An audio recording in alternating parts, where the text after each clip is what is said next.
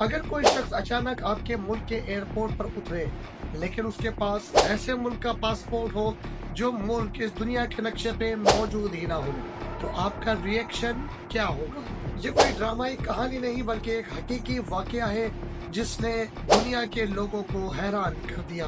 1954 میں ٹوکیو کے ایئرپورٹ پر ایک اجنبی شخص اترا۔ اس اجنبی شخص کے پاس جس ملک کا پاسپورٹ تھا وہ ملک دنیا کے نقشے پر کہیں بھی موجود ہی نہیں تھا۔ امیگریشن حکام اس وقت دنگ رہ گئے جب اس شخص نے اپنا پاسپورٹ پیش کیا اور پاسپورٹ کے اوپر اس کے ملک کا نام ٹوریڈ درج تھا۔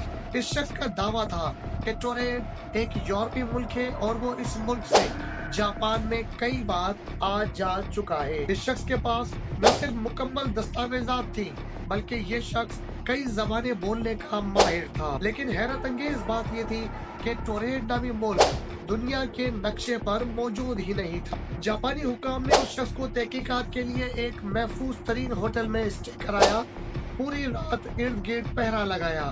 صبح جب تمام لوگ ہوٹل میں داخل ہوئے تو ہوٹل کا وہ کمرہ خالی تھا جہاں رات میں انہوں نے اس شخص کو بند کیا تھا۔